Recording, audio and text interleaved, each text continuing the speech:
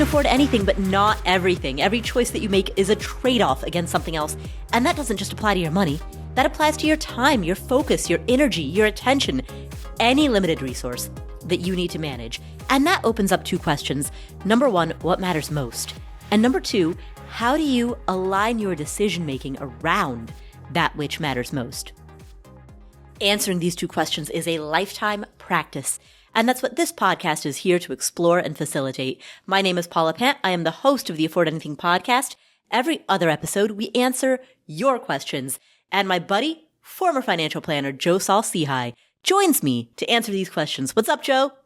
What's up? We are recording this at a really weird time for you and me. Well, so tell me why it's weird for you. Well, just to pull the curtain back, it's a Sunday afternoon. And we normally don't do this on a Sunday afternoon. Wow. When you said time, I was thinking more metaphorical, like era in our lives. No, you literally meant day and time. I did. Yes. I did not mean the season of our life.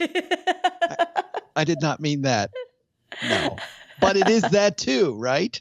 It is that too. You're in the middle of this incredible program. I've been super busy the first 2/3 of the year going around America. And I'm finally back in Texarkana, mom's basement, and doing not a lot except talking to you and the wonderful Afford Anything community and answering questions. And speaking of answering questions, here are the 4 questions that we're going to answer today.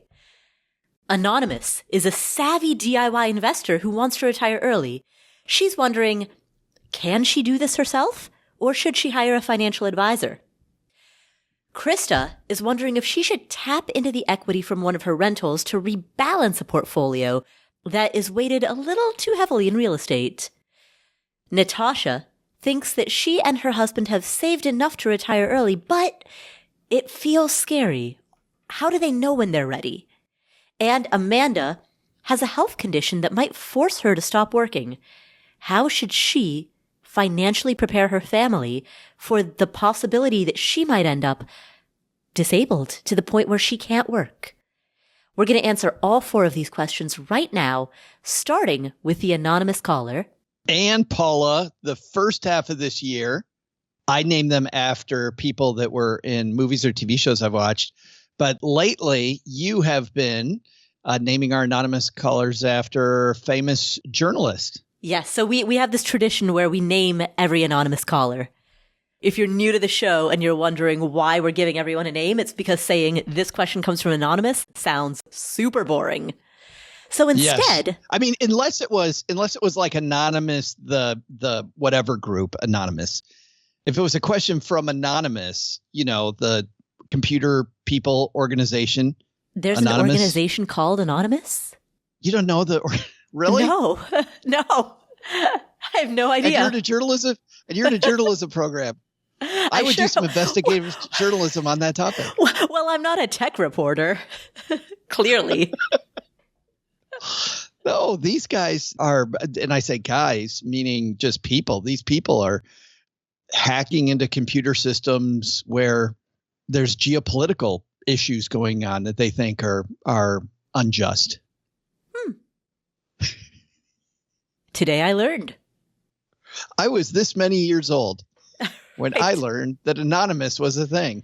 Yeah. So anyway, it would be cool. It's always that guy with that mask on. They always have to do with the mask on, and they always then record. You're looking at me like you have no idea. You've never seen any of this stuff. I have literally no clue what you're talking about. Holy man, Paula, can I buy a vowel? Wow. All right. Well, back to this anonymous caller. She's a DIY investor. She wants to retire early. We need to give her a name so that we can answer her question. Yes. Earlier today, I was listening to a book by Tim Wu. It's called The Curse of Bigness. It's an assignment for one of my business and econ seminar classes. And he makes reference to one of the most influential investigative reporters of the 20th century, a reporter by the name of Ida Tarbell. She wrote extensively about the Rockefellers and Standard Oil, and her investigative journalism in many ways changed the course of turn of the century economic history by exposing Standard Oil and Rockefeller's brutal business practices.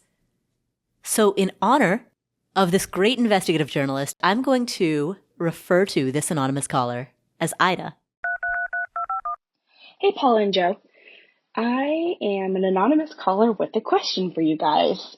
At what point do I know it's time to work with a CFP or a financial advisor? Some background, I'm 25. I make 70 grand. I get a 10% bonus, and I am hoping to retire early, hopefully in my 40s. And I know that there are withdrawal ages and required distributions on some of my retirement accounts. And I also know that I'm probably going to need some taxable investment accounts to make up the difference between when I can draw on those and when I want to retire in my 40s. I think I have pretty good allocations across all these accounts. They're very aggressive because I'm trying to buy and hold for a long time. I have about 40 years until I need to draw out of those retirement accounts. But I'm at the point where I don't know if I can continue doing this on my own and just keep doing what I'm doing, or if there are considerations that a CFP might be able to bring to the forefront that I'm not thinking about. I've read all these books on fire, and everyone seems to be DIY in this. And I'm a smart person. I'm very savvy, but I'm just concerned that there's something I'm not thinking about. So I don't know what y'all's advice is on that. I have about $9 grand that I keep in cash. I have a 401k. 1% of my salary goes into a traditional 401k with a 3% employer match, and then 9% goes into a Roth 401k, which is delightful. And again, I've literally just used the calculator on the 401k provider website to figure out my allocations there of traditional and Roth. So for my Roth IRAs, I have about 18 grand in an LFS Roth IRA. That's a robo-advisory account. I have about $600 across a bunch of different IRAs at Fidelity that are all self-managed. So I'm buying those funds. I'm trying to buy ERG funds, like responsible funds. That's what I'm attempting to do. And then I have a couple different investment accounts, a robo-advisory account at Fidelity with 15 grand, and then about 500 in an LFS robo-advisory account. So I'm kind of at the point where I don't know what else that I need to be planning on. I have a whole life policy. You actually answered my question earlier. My dad bought this whole life policy for me when I was a child. So it's probably going to be something that I leave until the end of my life and then allow that to be a charitable contribution. So I've got this financial situation. It doesn't feel like it's that complex in the scheme of things, but what would you guys recommend? Oh, another consideration, my mom works for a couple CFPs that are not fee only. They were actually trying to sell some annuities to 27-year-olds, so I don't want to work with them. What do I do? Thank you.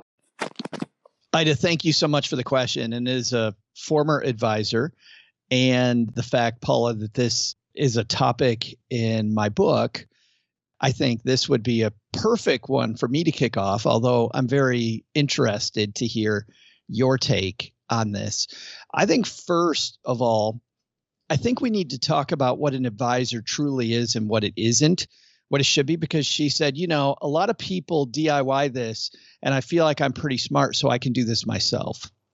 That is the wrong question to ask when talking about advisors. I see it all the time in online forums. And it drives me crazy because having an advisor is not about whether you're smart enough or not. The answer to that question is, of course, you're smart enough. Yes. There is nothing so difficult here that you can't handle it. There are a few things where you may need some very technical expertise. 99% of the stuff out there, you are smart enough to do it. Here's the thing.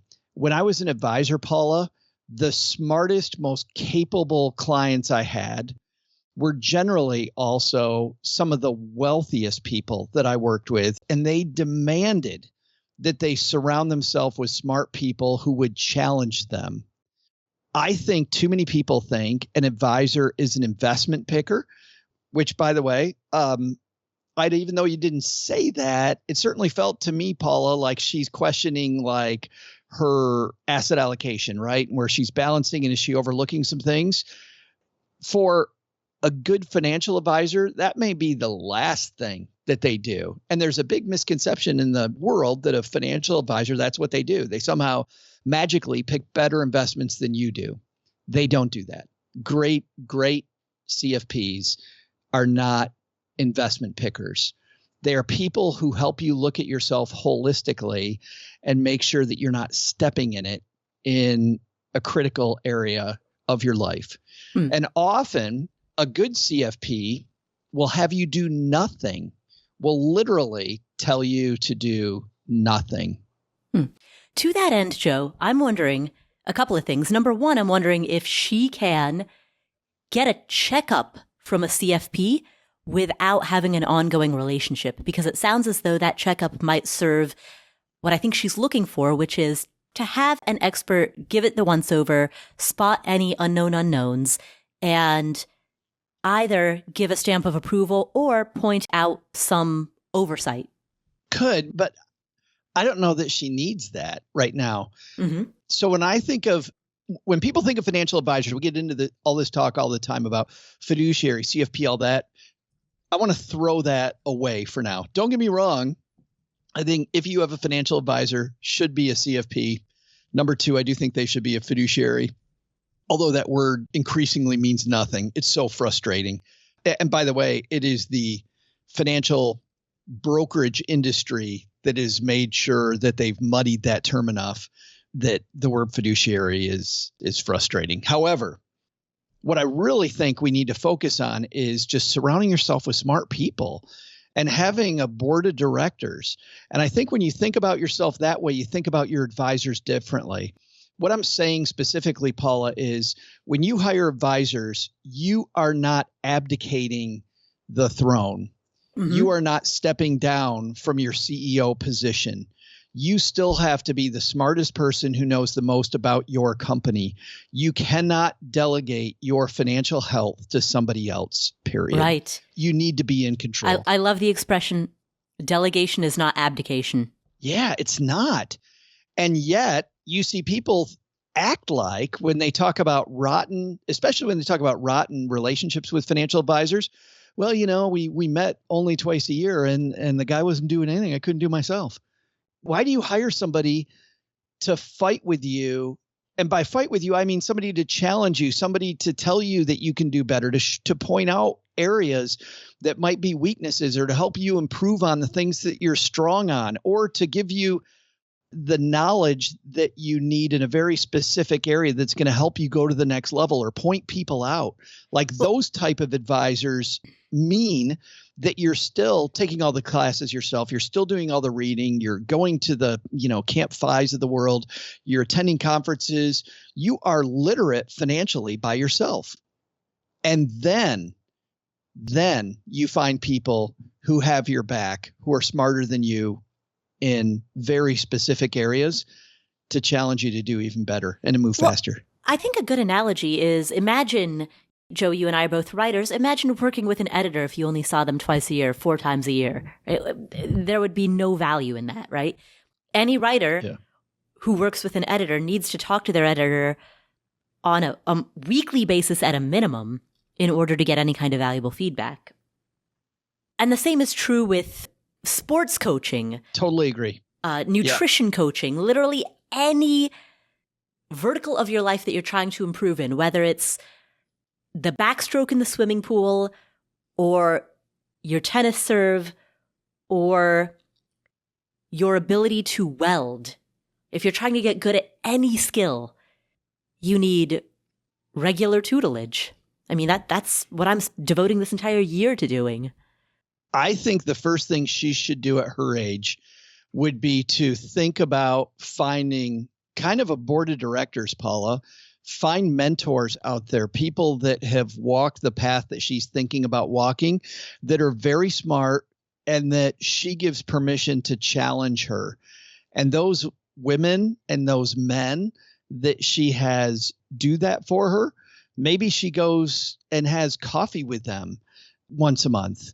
Maybe she forms a mastermind of like-minded people on top of that are people that are, in her peer group, but they're going to hold each other accountable to do better. I think the idea that because you're smart means you disavow yourself of surrounding yourself with smart people is the most ridiculous thing that I see online all the time. Why I would even want that is beyond me. Like, why do I want that? I want smart people. But I'm with you, Paula. If she got a CFP, do it for a one-time check-in. But I frankly don't think she needs that. You know what I think she needs? What's that? I think for her net worth, she has way too much complexity. She has way too many funds for the amount of money that she has. And what that's doing, Ida, I think is creating this jumbled mass in your head. I would have much fewer funds. Well, let's take the S&P 500 because I know how many are in that, right? So you've got 500 companies.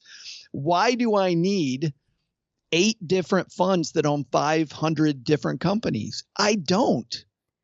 Ooh, I think she can do what she's trying to do, Paula, with like 3. Hey, Joe, fun fact. The S&P 500 has 503 companies. Oh, somebody's got to call S&P.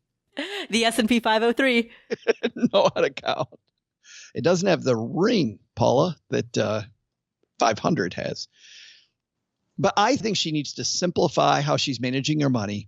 She needs to build herself a dashboard, and I think she needs to surround herself with smart people. And she's still in control.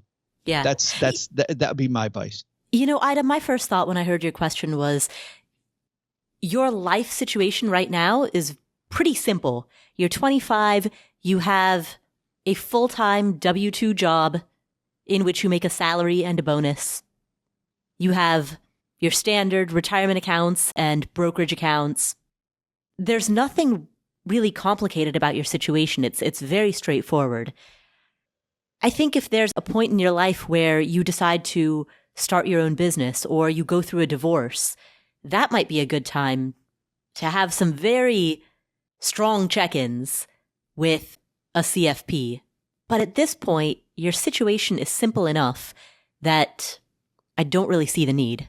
You know, and there are people, Paula, and I'm thinking about, once again, some of my wealthiest clients. These are people that could have handled all this stuff themselves. And what they did was they delegated some of it to me. I don't have time to babysit my investments, or I want to have an approach where I want you to do it for me. Okay. We offered that service to people that needed it. If people felt like that was the piece of the puzzle that would allow them to continue. You know, some of my clients would fly globally all the time. They were consistently on the road doing 1,000 things. They just wanted somebody to be the shepherd, right? While they own the sheep, they wanted somebody who was watching it. That's fine. I had other clients that wanted, whenever they had a specific financial question, to have somebody on their team that they could reliably call on and they could talk to. And it was based on their financial plan, not based on some rule of thumb that a group of people online decided was best for the masses. It was just very specific advice. Those people, it was great for them to have me in their corner, to have a financial planner in their corner. So I think it can be smart. I think delegating things could be super smart, but I really hope that she just takes away from this. Surrounding yourself with smart people who have done what you're trying to do is the best thing she could possibly do. Want to go on a different little tangent here as well, Paula? Yeah. I also don't necessarily think selling annuities to 27-year-olds is bad. Oh, them's fighting words. We don't know. All we know is their age. And this is another thing, Ida, that people fall into. And maybe you know more about this situation, but I do see people online make this assumption all the time. Somebody who's 85 years old, why do they own tech stock, right? Why do they own small company stocks? They assume that based on their age that they shouldn't have XYZ investment. None of that is true. It's not true. If we know somebody's financial situation, it may turn out that it's super. As an example, for the 80-year-old owning small cap or tech stocks, maybe it's not about investing for them. Maybe it's now investing for their beneficiaries who are going to be people in their 20s, right? So even though the investment's in their name, you don't know what their estate plan looks like.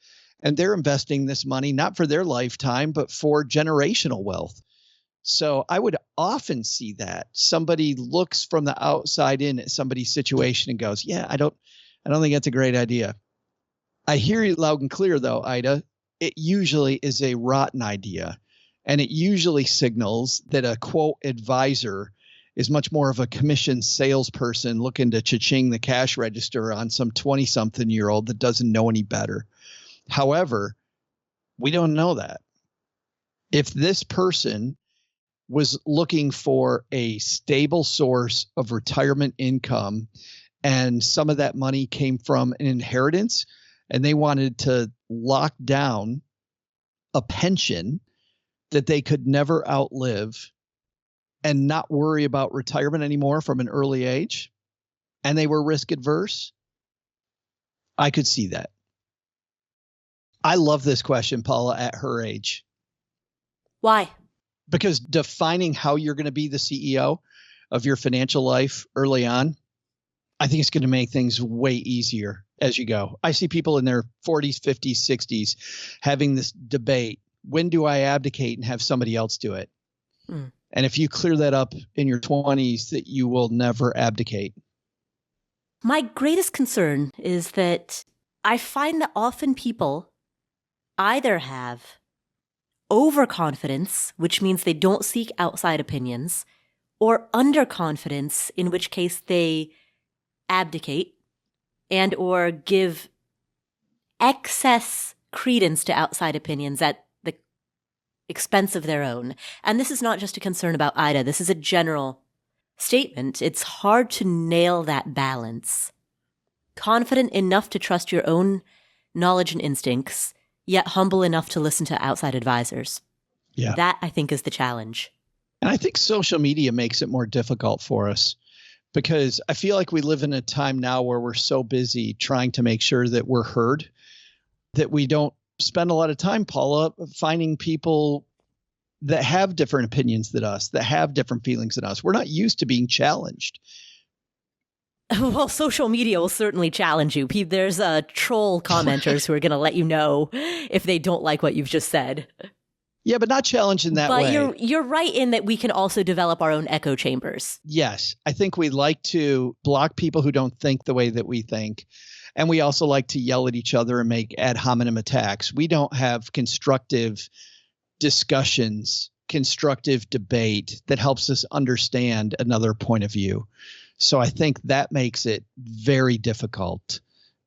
I love the idea of focusing on having a growth mindset, because if you have a growth mindset, you're not asking, where am I right? You're asking, where am I wrong? And I love starting with, where am I wrong? It's a great place to begin. Exactly. There's an author by the name of Carol Dweck who writes about this in a book called Mindset. Great book and a phenomenal idea. So Ida, I think the takeaways are, it's great that you're asking this question right now. Your situation is not that complicated, so don't stress out about it. Assemble a board of directors around you so that you are constantly surrounded by advisors, plural, who can offer feedback and support. Continue what you are already doing in terms of being financially literate. Use a CFP in the event that you deal with some complication. And simplify your investments, because you have a lot of accounts, and that is creating cognitive overhead, cognitive load that might make your relatively simple situation feel more stressful or more daunting than it actually is. So thank you, Ida, for asking that question. Our next question comes from Natasha. Hey, Paula. This is Natasha. I came across your podcast a few months ago. I love it. Love your show. Love your newsletters. Very educational and informative. I wanted to get your input on early retirements. I am 53. My husband is 57. We have put over 37 years worth of work in, and I've had some part-time jobs along the way as well. I've done a lot of research on retirement, and I've done every retirement calculator that is out there. And we just haven't come across real life examples of people retiring earlier in their 50s. it is a bit scary, but we think we are ready to move forward with it and travel, do more extended travel. Wanted to give you some background information. Once again, I'm 53. My husband is 57. We don't have any kids. We don't have any pets. We have about $150,000 in mortgage that we are going to pay off by end of the year. We do have about $230 in our Roth accounts. Our mutual fund account, brokerage account has about $900,000. Our 401k is about $400. We do have some RSUs that are about $120, and we have about $250 in cash. And we're both also planning to take our Social Security at age 62. And we don't have to worry about leaving a legacy behind. So it's just us. And I think we're budgeting about $70,000 to $85,000 a year for expenses moving forward, starting next year. And also, we are definitely planning on working part-time when not traveling.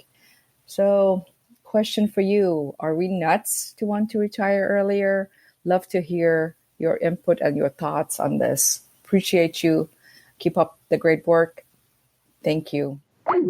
Natasha, thank you for the question and congratulations on everything that you've built. I'll tell you in one sentence, my summary takeaway. Your numbers look good, but I'm not sure that what you're asking is a numbers question. Now, here's what I mean by that. In terms of your numbers look good, you have no debt other than a mortgage, which will be paid off by the end of this year. You also have just shy of $2 million across a variety of accounts. And this variety of accounts represents the tax triangle: tax-deferred accounts, tax-exempt accounts, taxable accounts. So you've got just shy of $2 million across a wide variety of accounts that have different forms of tax treatment, different levels of flexibility, different rules around when you can tap the money. So you've got that variation going on as well. You will also be working part-time when you're not traveling, and you don't have any dependents. So you have, financially, a fantastic situation. The reason why I'm not sure that you are asking a finance question is because of the way that you phrase the question. Are we nuts to want to retire early? We haven't seen any real life examples. It's scary. The emotion that I hear in the way that you ask the question, what that signals to me is that this is not really a question about numbers or logistics. This is a question about, how do I develop the confidence to go through with this, to walk away from everything that I've known? You've worked over the past 37 years. That's the majority of your life, certainly your entire adult life. And so to walk away from the only thing that you've ever experienced as an adult, that requires a certain level of mental fortitude. And I think that's the question around how to develop that is where we really need to work. You know, I like the idea, Paula, for them of getting more comfortable by surrounding yourself with like-minded people, because she said she hasn't heard of people very often doing what she's hoping to do. And yet for you and I, we're surrounded by these people all the time. I feel like we're in this community of people where I know a bajillion of these people, but I do remember before doing this that I would have been in the same place. So meeting people locally and maybe just, going to dinner and finding out that these are normal people like you also makes it so much easier, because, and I'll give you an example, going to Camp Phi as an example. You go to Camp Phi and you look around at these 30 to 40 people, and these, Paula, are very normal people. you think about people that would go to a camp where you sit around and talk about money discussions all the time. Don't get me wrong, for people listening to this show, heaven. But out there in the bigger universe, when I talk to people about Camp FI, they're like, are you crazy? Are you what? But as you know, and I know, going to a Camp FI is not talking about money. It's about talking about values and doing these things that our people think are crazy, like retiring in your 50s. I think building some surround sound might be part of that journey for her. Do you think so? I think Camp FI is one of many examples, but I think if she wants to go to an online community, for example, and develop relationships with people there, Zoom with them, FaceTime with them, I think that is also a low friction way of getting the 80-20 of it. Yeah, mine was less about Camp FI. That was just one example, but really surrounding herself with more people in whatever way she wants that are doing what she's doing. I feel like based on that question, the way she asked that question, she'll feel less alone. When it comes to the numbers, I think Natasha's in the situation where hiring a pro who's looked at these numbers before in detail will also give her more confidence, because while she shared the amount of assets she had and what she's generally going to live in, what a pro's going to do is ask much more granular questions, like big expenses that she's going to have, which can affect your portfolio at different times. Also, she talked about making some money during retirement, working part-time. How much money would she project that she's going to make? Might even challenge her on this assumption of taking Social Security at 62. If there's any longevity in her family and she can afford to wait longer, it might be advantageous to wait on taking Social Security later. But I can't challenge any of those things because I haven't looked at the actual numbers of her plan. So I think that idea that you had earlier of hiring one maybe series of meetings with an advisor just to get their approval, look for a fee-only advisor or a certified financial planner and get that stamp that you're looking for, I think would be a great idea. Exactly. Natasha has a complicated and unique enough situation that she, rather than Ida, whose question we just answered previously, would be a much better candidate for that one-time checkup. Yeah. And she's doing something that she hopes is irrevocable, right? She wants to do this one time. So meeting with somebody who does this maybe, 20 times a year, right? Helps 20, maybe 30, maybe 40 people do what she's trying to do per year and has seen the things that she's looking at over and over and over will ensure for her that she only is going to do this process once. Right. So she wants to make sure she gets this right. This is very important to stick the landing at this really critical moment for her. Right, exactly. I think that often when it comes to, and this kind of goes back to something that Ida asked about when she described the financial independence space as a very DIY space, there's no shortage of skills that you could possibly learn. And particularly in the financial independence community, many people will justify not outsourcing a task by saying, but you get to learn a new skill, as though there is some shortage of possible skills that we could learn, as though there is no opportunity cost associated with learning that skill at the expense of any other skill you could possibly be learning or any other thing that you could possibly be doing. It's a highly illogical statement, but the way that I often think through that is by asking myself, how many times throughout my life will I repeat this skill? So if it's the type of task that I'm unlikely to do often, such as installing flooring, even as someone who owns 7 rental units, I don't install flooring that often. So for the average person who has just one home, maybe 2, how often are you really going to do that? Versus some other skill set, like, frankly, getting really good at Microsoft Excel. that could pay much. I know that doesn't sound like a great Friday night, but that could actually pay much bigger dividends over the span of your life. Yeah, because that's going to be the bedrock for a lot of different functions later on, right? I mean, that's a bedrock skill that you'll plug into 800 different things that you're going to do in your life where a spreadsheet's going to make sense. Right. Yeah.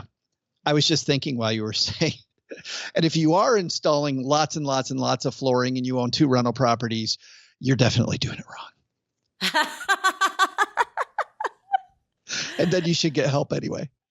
So, Natasha, the takeaways are financially, you look great. You're in a great position, but checking in with someone who is a professional, fee only, who has a fiduciary duty to you, and who is practiced at helping people retire, who's practiced at making this one-time major and irrevocable life decision. Not to say that you can't go back to work, but obviously it's different if you retire, if you're out of the workforce for a while, and then if you come back. You will have charted a different path no matter what. That's what Joe and I both mean when we say irrevocable. So, given the stakes and given the one-timeness of it, it's understandable that you would feel anxious about it, and having those check-ins could be a wise use of funds.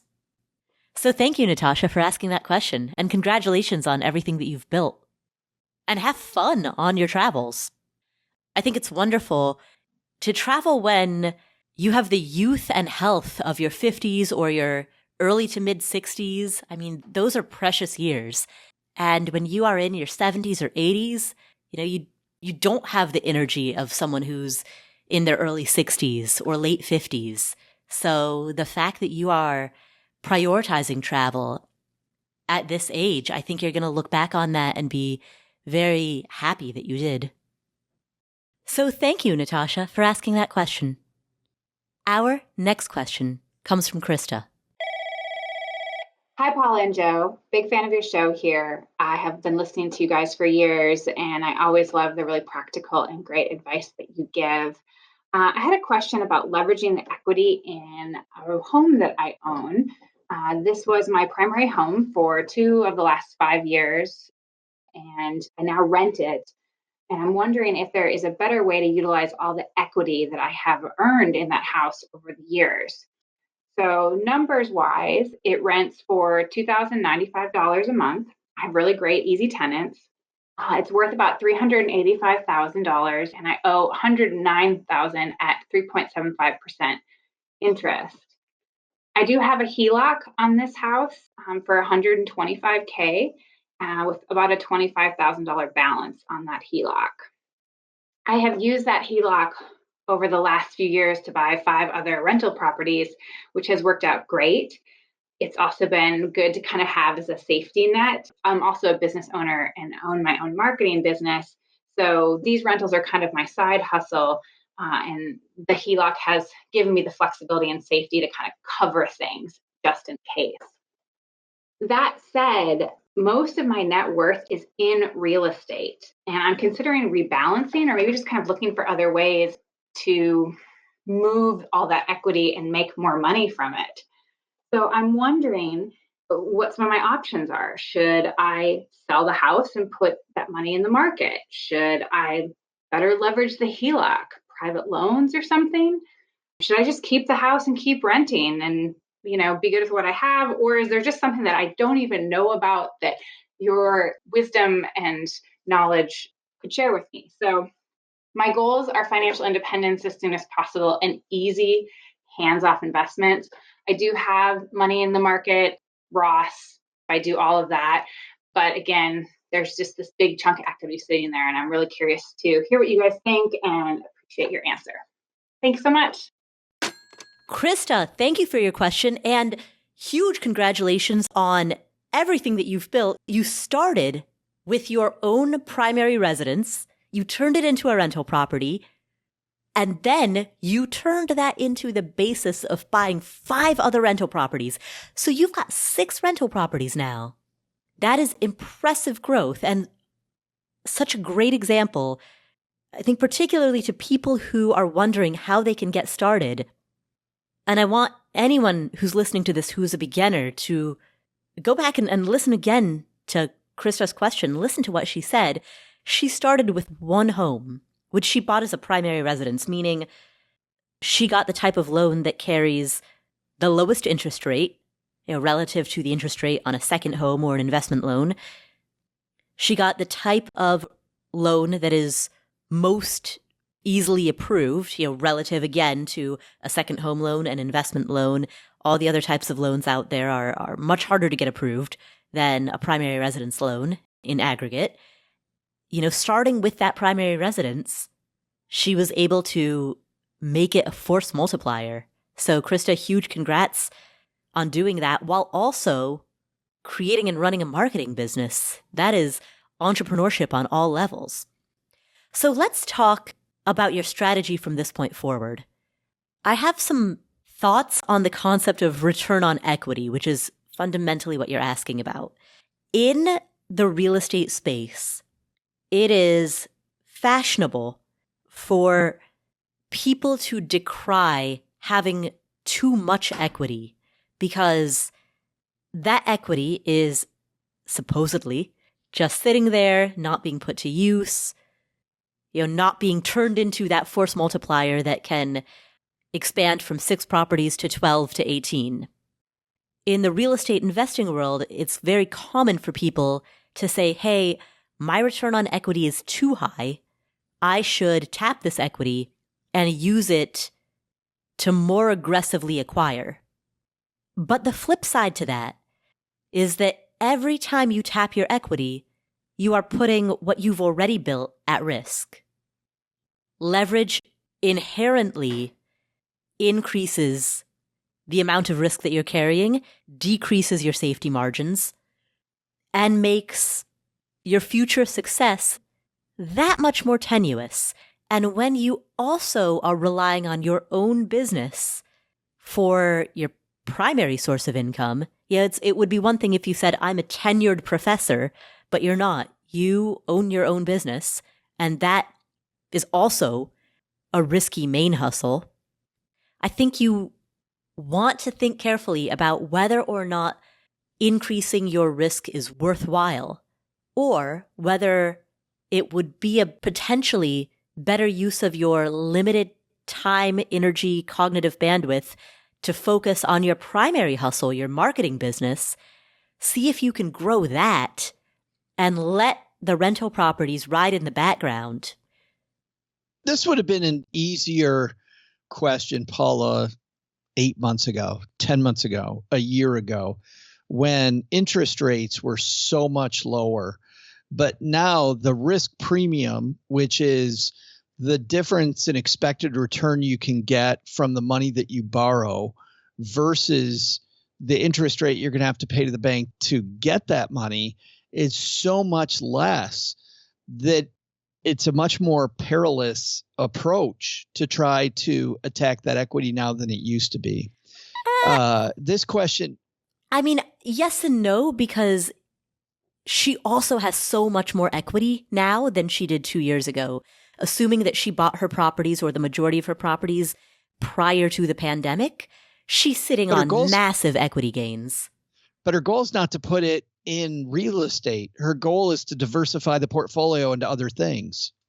Well, her goal is to tap the equity, and she's asking she's open to the possibilities of what she might put it into, whether it's real estate or market investments. But her goal is to essentially utilize the equity that she's built over the span of owning these homes, and particularly over the last 2 years. But you still have, let's say that she gets a 6.5% interest rate right now, versus 2.5% that she would have gotten before. I don't know why that's not more precarious. Because she has greater room to fall.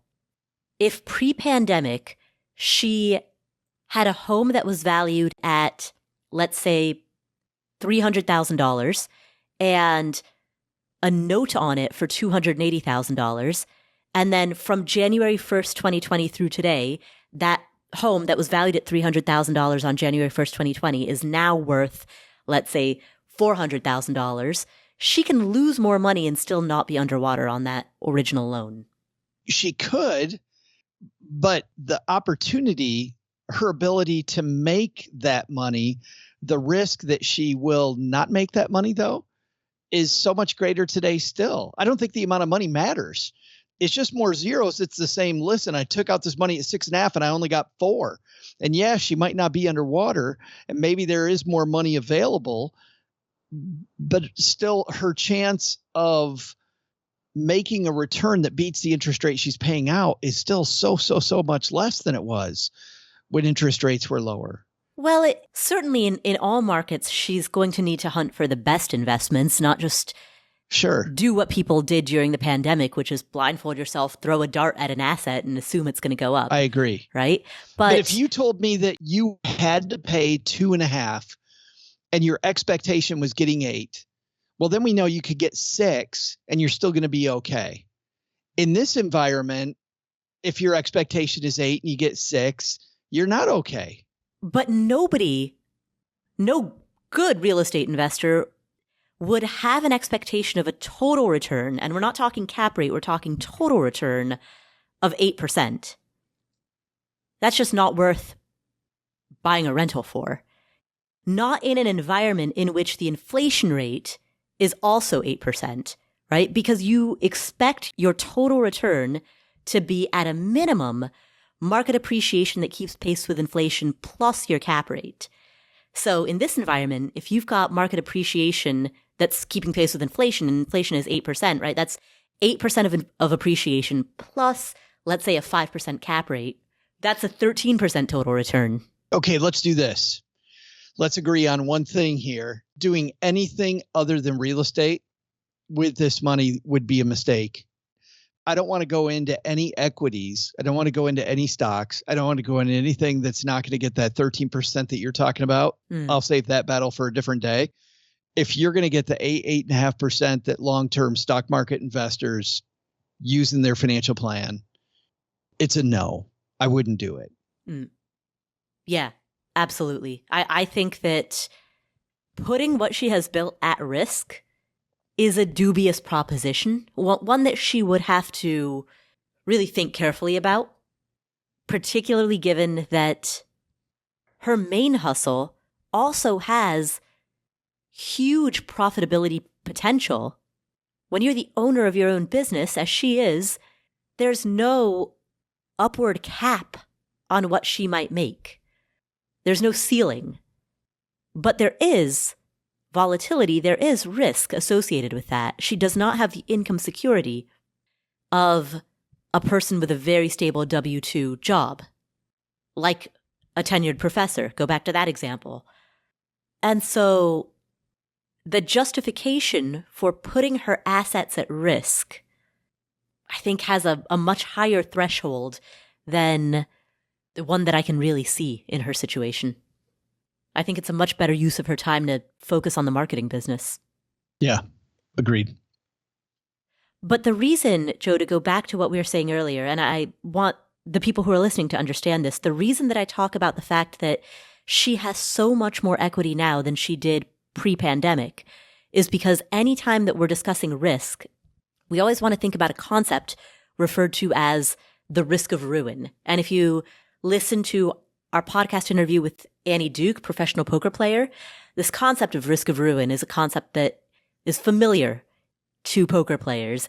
It's this notion that in any given hand, you may win, you may lose, and there's going to be variation related to the hands that you're dealt. And sometimes you might have a sequence of wins or a sequence of losses that, by sheer happenstance, occur in rapid succession. Law of large numbers, probabilistically speaking, sometimes you just get dealt multiple bad hands in a row. Due to the reality of that risk, the thing that any good poker player wants to protect themselves from is the risk of ruin, meaning the risk that they bet so much that they eventually can't play the game anymore. They're eventually out of the game, right? That is the downside risk that I immediately think about when Krista asks, should I borrow against my equity? Because if she goes underwater on a property, that's far worse than, oh, I borrowed this money, I invested it somewhere, and the investment broke even. Okay, cool. Your investment broke even, fine. It was a big hassle, and you ended up not really making anything from it. Boo-hoo. Sucks to be you, but you'll live. The much worse scenario is that she loses so much money that she then becomes underwater on a property, at which point foreclosure or default becomes an actual risk. And that's when she ends up running the risk of losing what she has already built. What a fantastic problem to have, though, Paula, when doing what you are already doing may be the optimal solution. Right. No action is the best action. Right. I love that. Oh, I can just keep doing it this way? Okay. Yeah. Much like I also enjoy when taking a nap is the right idea. And often it is. People are chronically underslept. Many people are. Sometimes the best thing you can do for your health is a couple extra hours of sleep. Big advocate of nap time. All right. Well, thank you, Krista, for asking that question. And congratulations on everything you've built. Our final question today comes from Amanda. Hi, Paula and Joe. This is Amanda from Paula's hometown of Cincinnati. I'm calling with a question I haven't heard posed before, and I really respect the well-rounded and thoughtful answers I hear from you guys on the podcast, so I'm hoping to hear what you have to say about my situation. As a bit of background, I was recently diagnosed with a pain condition that is not terminal, but has a high chance of disabling me to the point where I won't be able to work anymore. My dad also had this condition and was on disability by the time he was 35 years old, and I turned 35 later this year. I have a job I love with good benefits and a fair salary. Luckily, I also have long-term disability insurance through my employer. For now, I'm still able to do my job with just the occasional use of FMLA time, but I'm a planner and I would like to make the best moves I can now, essentially hoping for the best and preparing for the worst. I'm married and my husband works, but my salary is 2/3 of our household income and we get our health insurance through my job. So it would be a big blow to our finances if I can no longer work. I have a 401k with a 5% match and a Roth 401k option within that. So I contribute 5% to the Roth side and the match obviously goes to the traditional side. My husband has a simple IRA with a 3% match that we contribute to, and I try to max out both of our Roth IRAs every year. I also have invested in I-bonds this year for the first time, and I hope to continue to do that as long as the rates are still favorable. So my questions are, if I do have to go on disability, will they take my assets into account, and could that lower my benefit? If that is the case, are there accounts that are better protected from that calculation that I should be focusing on? My current strategy emphasizes Roth accounts with the thought that we will be able to withdraw our contributions if we need them. I'm not sure what the rules are with the different retirement accounts when it comes to disability.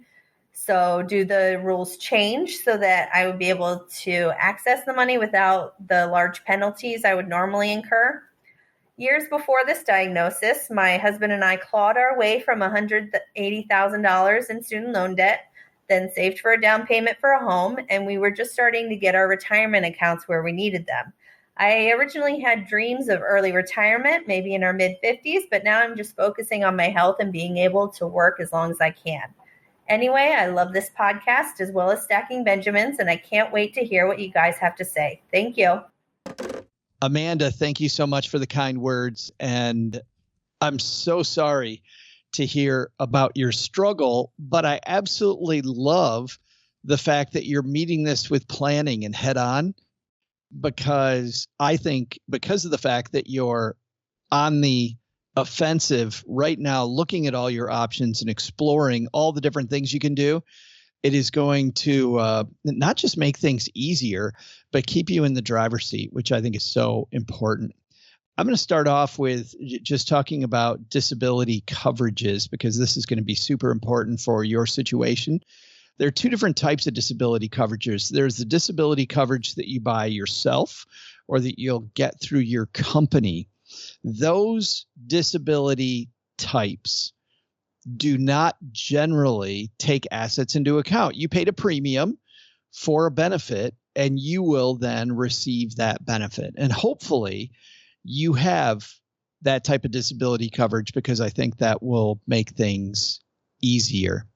Some disability coverages do have rules where if you are able to get any type of work, they will reduce benefits, which is why I often like something, and this is a rider you want to look for on your policy. Is it a policy that ensures that if you're unable to do your own occupation, the industry term for it is ONOC, own occupation coverage, where the insurance company can't force you to do some other type of work outside of what you normally do. So look for own occupation coverage on your policies. Good time, though, to go through those policies and understand them and how they work. The type of disability coverage I think you're talking about, though, is known as SSI, which is Social Security disability coverage. And Social Security disability coverage limits the amount you can have in assets and still get disability insurance. That amount, unfortunately, is incredibly small. To be eligible to receive SSI benefits based on disability, an SSI applicant who is single can have no more than $2,000 in assets. So I'm not going to go into this completely, but you can already see if we're starting, Paula, with a number like 2,000, Amanda's going to have more assets than what Social Security disability allows. Now, what counts as assets? Cash in hand, money in a checking or savings account, cash value in life insurance policies over the first $1,500, stocks and bonds, household goods and personal effects over $2,000, cars and trucks, except for one. They give you an allowance for one, and real estate other than your primary residence. Those assets all count. So that means your primary house, one car, wedding rings, any money that is in ABLE accounts, past savings, IDA savings. These are individual development accounts, plan for achieving self-support accounts, achieving a better life experience accounts. Those types of accounts don't count. So I might also try to get comfortable with how ABLE accounts work and how you take money out of ABLE accounts. And because so, that may... Joe, a quick asterisk here. So ABLE accounts, because I know that this is a bit of, in audio form, can be a bit of a word soup. So ABLE, A-B-L-E, Sure. is Achieving a Better Life Experience account. Yes, exactly. ABLE accounts are special bank accounts for individuals with disabilities. And so you'll want to explore those types of accounts in the future. So I guess my answer, Paula, is if the type of disability coverage she's talking about is government coverage because she's not specific, I think she needs to plan on that not being available for her. Now that sounds quite scary on its face, because let's say she does not have private disability insurance. Let's just imagine the worst case scenario. She doesn't have private disability insurance, and she's imagining that government support won't be there. Then what? Yeah. I mean, at that point, and this is the great thing about looking at this early on, is that now she needs to have those conversations. And by the way, this is not just for Amanda, this is for everybody. What is it that you really value, and build a moat around those things? What are those things in your life that you value? Because those things you're not going to discount. But then I think for Amanda and her spouse, she begins then becoming incredibly frugal on everything else so that she's able to pack money away for as long as she can, and also get used to the idea of spending whatever she wants on those things that she really loves, and being relentless about not spending money on things that she doesn't value, because the budget, to your point, Paula, I think becomes really, really, really important. Other than incredibly disciplined budgeting, what else should Amanda be doing? I think she rethinks her asset allocation. So for Amanda being in her mid-30s, she's probably put her money into investments that are for 60 years old, 65 years old, 70 years old. The good news is she will be eligible to remove money from her retirement accounts pre-59 and a half because of her disability coverage. Now, she's going to want to talk to her tax professionals about how to make sure she doesn't step in it getting that done. But that can be done. What she needs to do is rethink when's that next dollar she's going to need and become more, probably in most cases, will become a little more conservative with her investments, assuming that she may need a dollar sooner in her current circumstances than she would have before her diagnosis. Couple of other things I'll add here, Amanda. There are many books written about this topic, as well as many online communities with people who are dealing with this on a day-to-day basis. I would encourage you to seek out both of them. Between the two, what I like about books, and books specifically, not blogs, not even podcasts, books or audiobooks specifically, is that because they go through a publishing house, are held to a certain level of fact-checking, editing, a certain level of rigor. And so when you're thinking about the reliability of your sources, professionally published, well-regarded books that are recent and that are written by authors who are well-reputed within this field, that is a great place to start. And then from there, you can continue to follow those authors. You can follow major journalists who cover specifically this beat.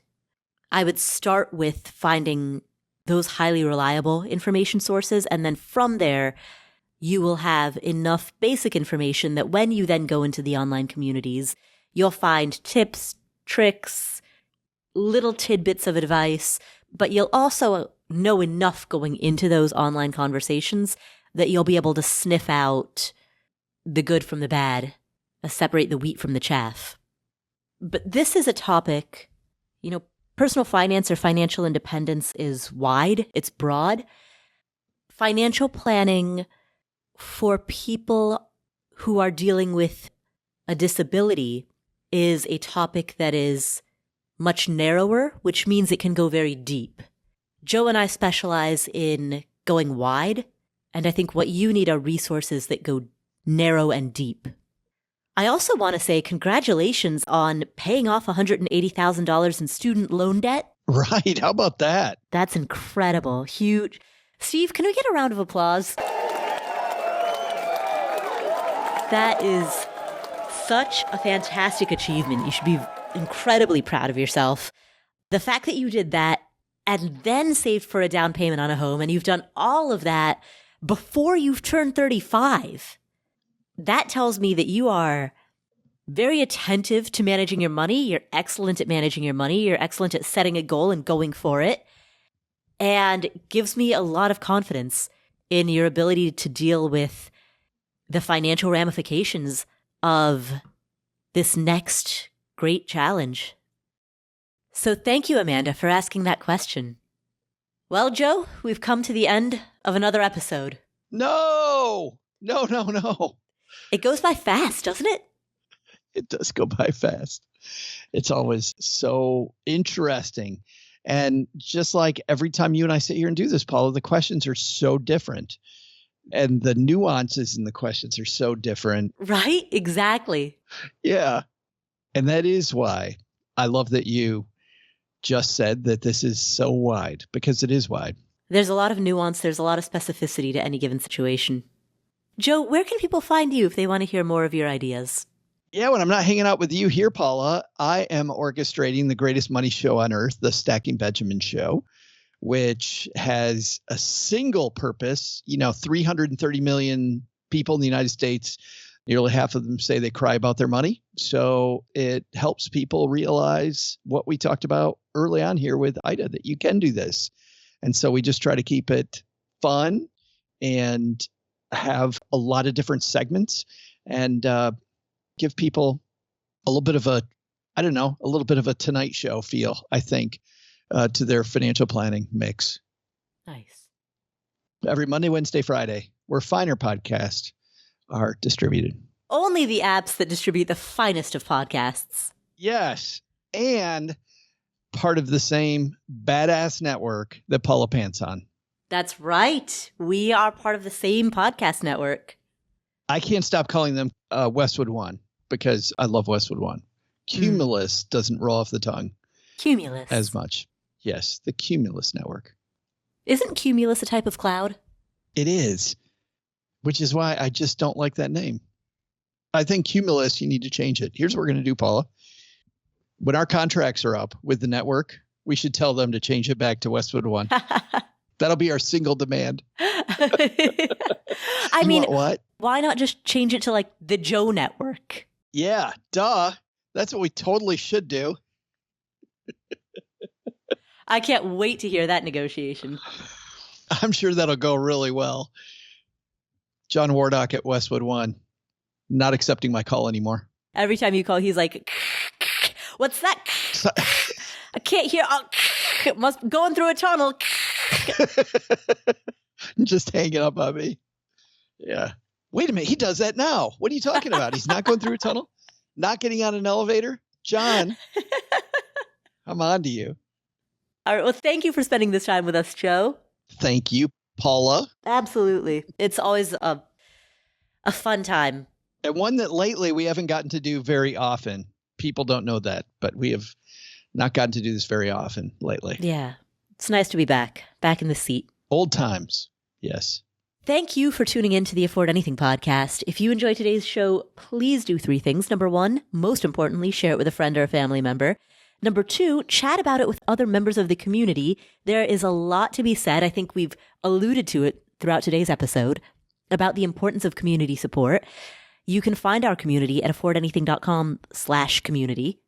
And that's where you can find people who have the same interests that you do, whether it's debt payoff or retirement or index funds, rental properties, saving for your kids' college, whatever specific topic you want to talk about, you can find a breakout group there, a village there that's going to talk specifically about that. Or if you want to talk to other people in their 20s or 30s or 40s or 50s, you can find your people there.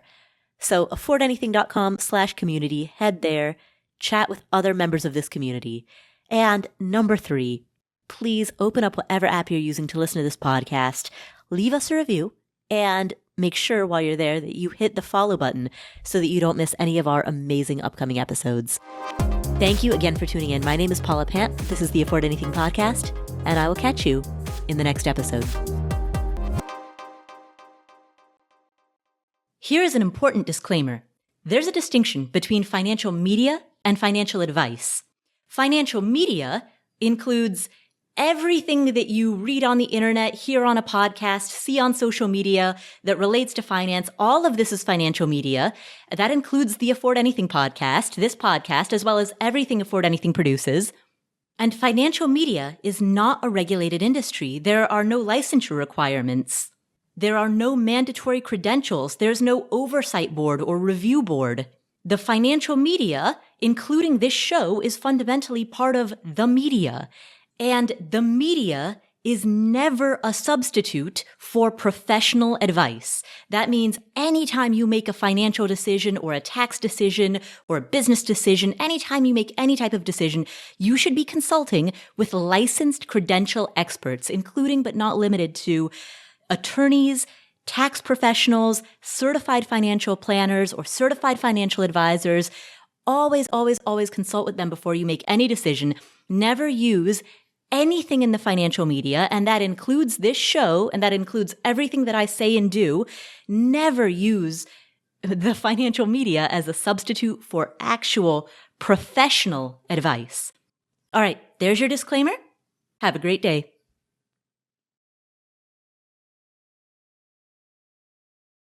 Except talking to you and the wonderful Afford Anything community and answering questions. And speaking of answering questions, here are the 4 questions that we're going to answer today.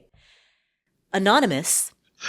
Can I just point out how ninja we are? We also have not recorded together in a little bit, and we've still got it.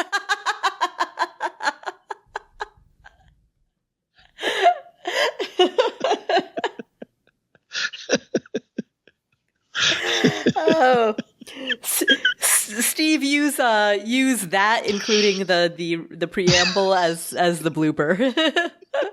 Thank you.